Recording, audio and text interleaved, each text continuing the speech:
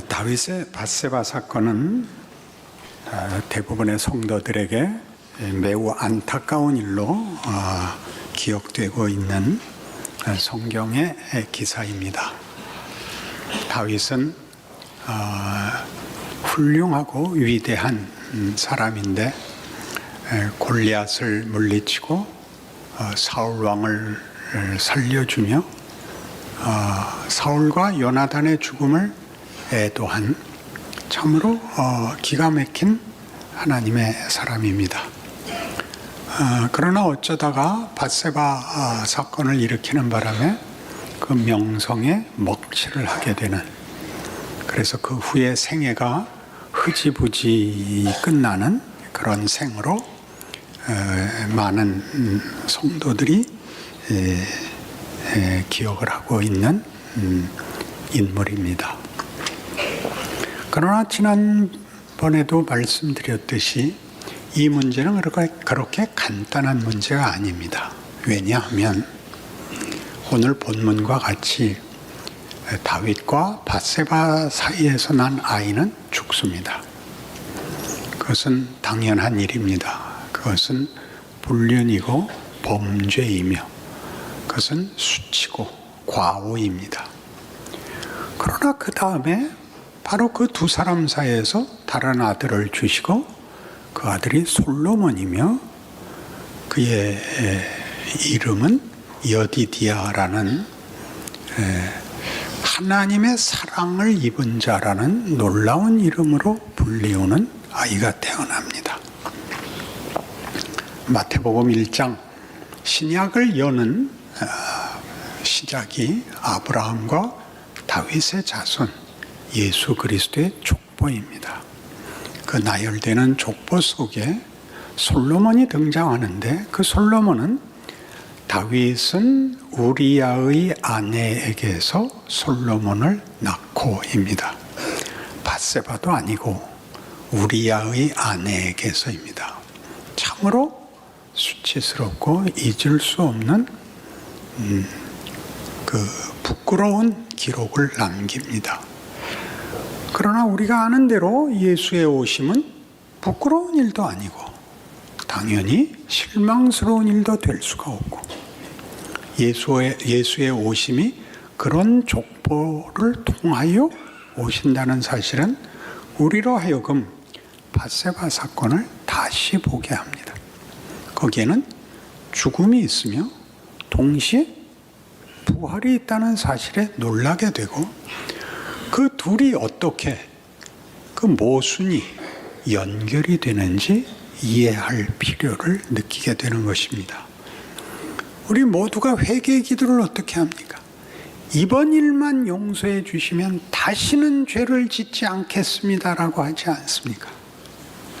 그게 잘못된 것이 아니라 우리는 그 사이 잘하고 싶은데 아직도 죄를 짓는 문제, 그렇게 기도하여 의의 길과 거룩한 길을 걷고 싶다는데 내버려 두는 하나님이 이상하지 않습니까?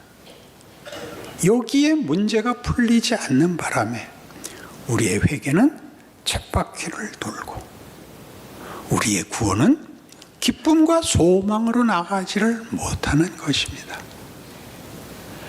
다윗의 기도는 바로 이 자리, 첫째 아이가 죽을 수밖에 없는 현실 속에 희망과 구원과 승리를 담는다는 그 역설을 증언하고 있는 것입니다.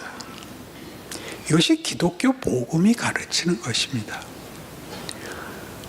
우리가 만들 수 없는 승리를, 우리가 만들 수 없는 명예와 영광을 하나님이 어디다 담겠다고? 우리 자신에게다. 우리는 누구인데? 죄밖에 짓지 못하는 죄인인데 지은 죄를 용서하는 것이 아니라 죄를 짓는 자리로부터 거룩한 자리로의 정체성과 존재의 변신, 구원, 부활을 부르짖고 있습니다. 하나의 사고, 하나의 범죄, 하나의 실수를 계속 고쳐나가는, 용서받는 문제가 아니라 죄밖엔 선택의 여지가 없는 우리라는 존재를 거기서 꺼내요. 의와 진리와 생명으로 살게 하시는 것이 성경이 주장하는 구원입니다. 하나님의 창조의 목적입니다. 그리고 이 일에 하나님이 뭐라고 다윗의 귀에 알려줬다고요? 나는 제사와 예물을 원하지 아니한다. 다윗은 밧세바 사건을 저지르기 바로 직전에 성전을 짓겠다고 하나님께 고하고 면박을 당하죠. 뭐라고 면박을 당했죠? 왜 네가 나를 위해서 일을 하냐? 네가 내 필요 중에 무엇을 감당할 수 있단 말이냐? 내가 너를 도와줘야지. 내가 창조주고 내가 모든 만물의 주인지 어찌 네가 나에게 갚아줄 게 있단 말이냐? 기억나세요? 그리고 밧세바인 것입니다. 제사와 예물을 요구하지 아니하신다는 것은 하나님은 우리에게 보상하시는 하나님이 아닙니다. 우리를 만든 하나님이고 우리를 목적하신 하나님입니다. 우리를 하나님의 자녀라는 이름을 주시고 자녀된 명예와 영광을 목적하고 계십니다. 요구하고 계십니다. 우리는 잘잘못에 잡혀서 밤낮 시험 보고 채점 받는 것이 전부인 것입니다. 그리고 여기서도 뭐라고요? 내 귀에 이르시기를 나는 번제와 예물을 요구하지 않는다. 다윗이 금방 뛰어나왔죠. 그렇다면 내가 여기 있나이다. 나를 받아주소서. 하나님 앞에 쓸모 있어야 되고 하나님 앞에 합격점을 받아야 되는 것이 아니고 우리가 목적이고 하나님이 우리에게 기쁘신 뜻을 둔 것이 우리라는 존재라면 나부터 은혜로 찾아와 주십시오. 그게 다윗의 기도인 것입니다. 그러니 하나님께서 다윗이 저지른 일과 하나님이 다윗에게 한 일의 모순을 보십시오. 다윗은 칭찬받을 일을 하지 못했고 그는 오히려 큰 범죄를 저질렀죠. 무슨 범죄? 다윗의 밧세바 사건 전의 생애를 돌아보게 하는 밧세바 사건이 가진 진정한 지적은 뭡니까? 다윗아, 너는 수도꼭지다, 그겁니다. 수도꼭지를 틀면 물이 나오죠. 그러나 그것은 수도꼭지가 생산한 것이 아닙니다. 그의 전반기 생애는 그 수도꼭지를 통하여 하나님이 은혜를, 명예를, 승리를 보내셨죠. 사울은 수도꼭지를 잠가 놓은 사람이었죠. 아무것도 나올 게 없었습니다. 근데 다윗이 자기 수도꼭지에서 구정물이 나오는 걸 보았죠. 밧세바 사건입니다. 물이 구정물이 온 게 아니라 수도관이 녹이 슬었죠. 물이 오염이 됐죠. 다윗이 사랑한 것이 사랑이 아니라 그것은 부끄러운 짓이었죠. 불륜이 됐죠. 충성이 배신이 됐죠. 그의 모든 명예와 승리가 사망을 초래했죠. 너무 놀란 겁니다. 하나님, 저는 물이 아니었습니다. 저는 다만 수도꼭지였는데 녹물을 만드는 존재에 불과했습니다. 하나님이 물으시는 것도 그것입니다. 너는 다만 수도꼭지여서는 안 된다. 이게 밧세바 사건입니다. 수도꼭지가 늘 정결해야 된다, 이렇게 생각하지 마시고 하나님은 이제 그의 은혜를 주시는 것을 우리와 함께 일하자고 부르는 것이 밧세바 사건에서 일어나는 다윗의 전반기 생애에서 한 차원 올라가는 기독교 신앙이 증언하는 구원입니다. 마태복음 13장으로 가시죠.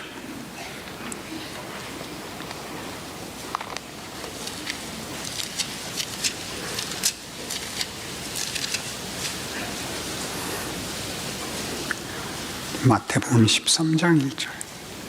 그날 예수께서 집에서 나가사 바닷가에 앉으심에 큰 무리가 그에게로 모여들거늘 예수께서 배에 올라가 앉으시고 온 무리는 해변에 서 있더니 예수께서 비유로 여러 가지를 그들에게 말씀하여 이르시되 씨를 뿌리는 자가 뿌리러 나가서 뿌릴새 더러는 길가에 떨어짐에 새들이 와서 먹어버렸고 더러는 흙이 얕은 돌밭에 떨어짐에 흙이 깊지 아니하므로 곧 싹이 나오나 해가 돋은 후에 타석 뿌리가 없으므로 말랐고 더러는 가시떨기 위에 떨어짐에 가시가 자라서 기운을 막았고 더러는 좋은 땅에 떨어짐에 어떤 것은 100배 어떤 것은 60배 어떤 것은 30배 결실을 하였느니라.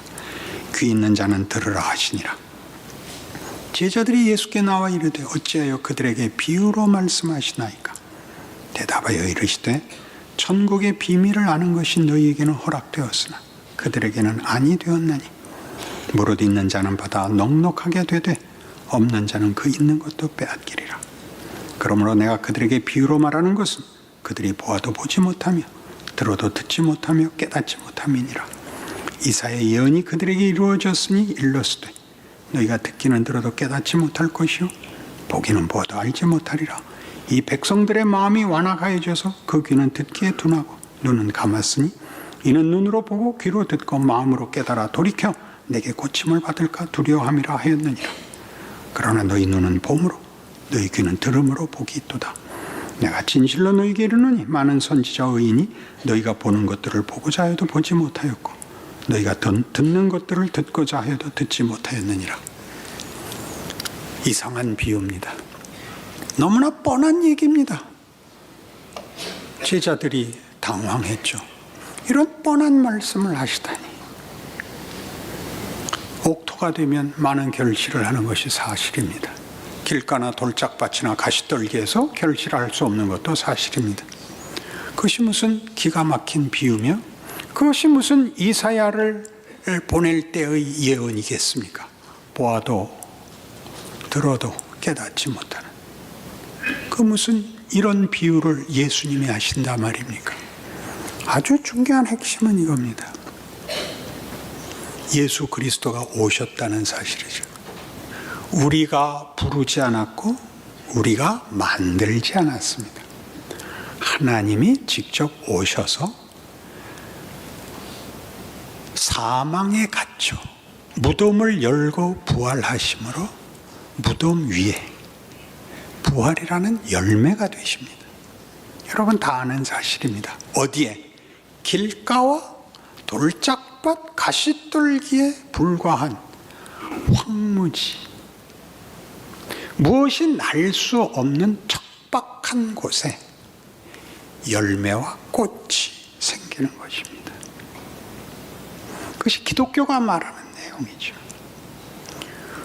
우리가 만들지 않은, 우리가 결실치 않은, 피우지 않은 꽃이 열매가 생겼습니다. 그럼 그 밭은 어떻게 되는 겁니까?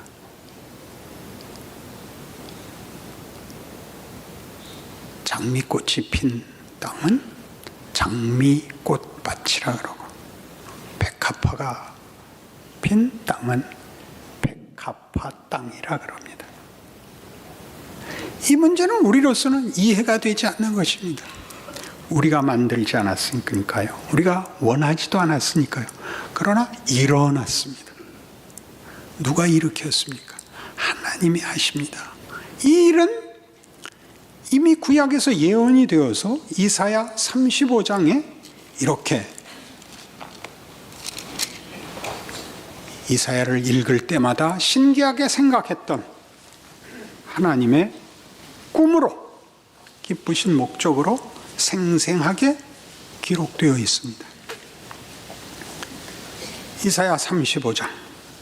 광야와 메마른 땅이 기뻐하며 사막이 백합화같이 피어 즐거워하며 무성하게 피어 기쁜 노래로 즐거워하며 레바논의 영광과 갈멜과 사론의 아름다움을 얻을 것이라. 그것들이 여호와의 영광 곧 우리 하나님의 아름다움을 보리로다. 너희는 약한 손을 강하게 하며 떨리는 무릎을 굳게 하며 겁내는 자들에게 이르기를 굳세어라 두려워하지 말라. 보라 너희 하나님이 오사 보복하시며 갚아주실 것이라. 하나님이 오사 너희를 구하시리라 하라. 그때 맹인의 눈이 밝을 것이며 못 듣는 사람의 귀가 열릴 것이며 그때 저는 자는 사슴같이 뛸 것이며 말 못하는 자의 혀는 노래하리니 이는 광야에서 물이 솟겠고 사막에서 시내가 흐를 것임이라. 뜨거운 사막이 변하여 못이 될 것이며 메마른 땅이 변하여 원천이 될 것이며 승냥이에 눕던 곳에 풀과 갈대와 부들이 날 것이며 거기에 대로가 있어 그 길을 거룩한 길이라 일컫는 바 되리니 깨끗하지 못한 자는 지나지 못하겠고 오직 구속함을 입은 자들을 위하여 있게 될 것이라. 우매한 행위는 그 길로 다니지 못할 것이며 거기에는 사자가 없고 사나운 짐승이 그리로 올라가지 아니하므로 그것을 만나지 못하겠고 오직 구속함을 받은 자만 그리로 행할 것이며 여호와의 속량함을 받은 자들이 돌아오되 노래하며 시온에 이르러 그들의 머리 위에 영영한 희락을 띠고 기쁨과 즐거움을 얻으리니 슬픔과 탄식이 사라지리로다. 이사야 1장에서 39장까지는 이스라엘과 유다의 멸망을 선포하는 하나님의 심판입니다. 이사야가 선지자 노릇하는 그 당대의 북왕조 이스라엘은 아수르에 멸망당하고 남왕조도 멸망을 향하여 굴러가고 있을 때, 그래서 하나님께서 분노하시며 이스라엘과 유다를 꾸짖으시며 모든 민족을 꾸짖으시며 하나님의 진노의 심판을 명하시는 그 한복판에 이 놀라운 광야의 샘이 솟으리라, 사막에 꽃이 피리라가 나오는 것입니다.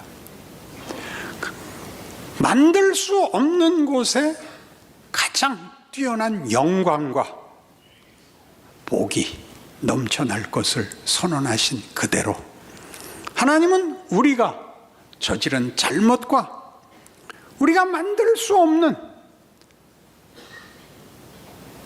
상상할 수 없는 정체성을, 영광을 만들어내신다고 구약 내내 선언하시고 약속하시고 예수를 보내어 우리가 부르지 않고 기도하지 않고 알지 못했던 구원을 우리에게 이루십니다. 우리 모두는 그 산 증인입니다. 예수를 믿지 않고 예수의 부활의 능력 없이 예수를 믿을 수 있는 사람은 아무도 없습니다. 그런데 우리의 현실적인 어려움은 무엇입니까? 꽃은 피었는데 밭은 그대로 있다는 사실입니다. 우리를 볼 때마다 놀랍니다. 우리는 당연히 아직도 돌짝밭이고 아직도 가시떨기가 더 많고 거기 분명히 백합화는 피어있고 장미꽃도 피어있고 샘이 흐르나 우리는 아직 그럴듯하지 못합니다. 여기에 대고 지금 뭐라 그랬죠? 이사야 35장은 이 약속 속에 뭐라고 되어 있습니까? 3절 너희는 약한 손을 강하게 하며 떨리는 무릎을 굳게 하며 겁내는 자들에게 이르기를 굳세어라 두려워하지 말라. 보라 너희 하나님이 오사 보복하시며 갚아주실 것이라. 하나님이 오사 너희를 구하시리라 하라. 이미 우리라는 땅은 열매를 맺었습니다. 꽃이 피었습니다. 신약식으로 설명하면 그리스도께서 오사 우리를 구원하시고 당신과 우리를 묶으십니다. 기독교인이라는 신앙인의 정체성은 자신이 혼자가 아니라는 것이죠. 예수와 나는 하나로 묶여 있습니다. 우리는 그의 몸입니다. 주께서는 우리와 함께 하시며 우리에게 구원을 주셨을 뿐만 아니라 주신 구원을 완성하실 것입니다. 거기에 그런데 많은 시간을 허락하셔서 우리가 다만 수단이 되거나 방법이 되는 것이 아니라 우리를 그 꽃이 피어난 밭을 만드시겠다는 겁니다. 그 밭이 되어 열매를 맺으라고 얘기하지 않고 맺힌 열매에 걸맞는 밭이 되라고 하십니다. 이것이 우리의 생애입니다. 현실입니다. 실패할 수 없는 운명을 가지고 있고 거기에 걸맞는 밭이 되기 위하여 우리는 힘써 명예로운 책임을 져야 합니다. 거기를 항상 어떻게 틀렸다고요? 내가 잘못하면 다시 잘못을 뒤집어 엎어야 열매가 생기는 것이 아니라 맺혀진 열매와 약속되고 완성된 운명을 가지고 그것이 내 것이 되게 하는 시간을 걷는 것이죠. 다윗이 하나님의 이름으로 골리앗을 물리치고 사울을 용서하고 정도가 아니라 우리가 종자가 달라지는 것이죠. 이 꽃과 이 열매가 달릴 밭으로 바뀌어 나가는 시간을 가지는 것입니다. 로마서 6장이 이렇게 이 사실을 가르칩니다.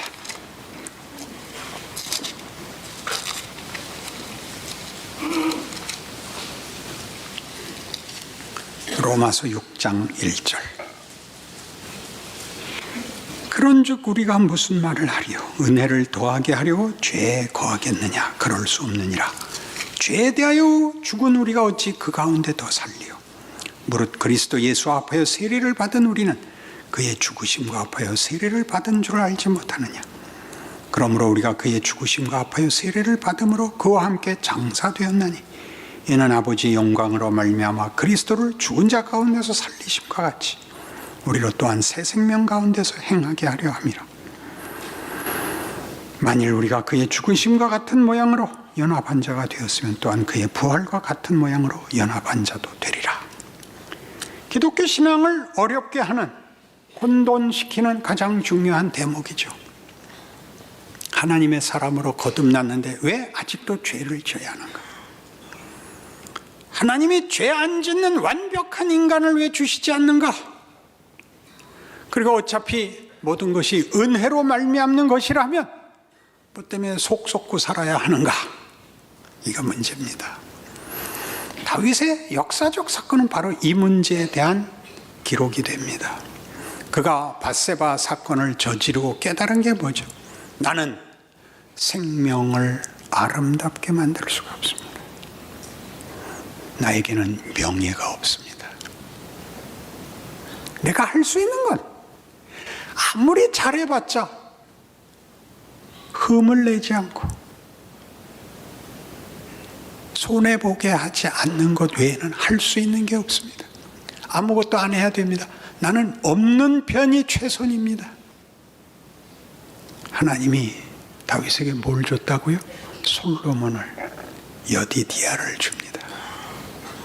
부활을 주시죠. 부활이 뭐죠? 사망을 이긴, 죄를 이긴, 더러움과 부끄러움과 비참함과 실패와 멸망과 수치로부터 구원입니다. 흠을 없애는 게 아니라 더 가는 거죠. 비로소 의와 진리와 생명과 자랑과 감사로 나가는 것이죠. 쉽지 않습니다. 내 것이 되어야 하기 때문에 우리는 씨름하여 이 길을 이겨내야 합니다. 뭘 해야 되죠? 생각해야 됩니다. 분별해야 됩니다. 고민해야 됩니다. 갈등해야 됩니다. 그리고 결정해야 됩니다. 책임져야 됩니다. 그게 내 것이 되는 유일한 길입니다. 하나님이 그걸 우리에게 주시는 겁니다.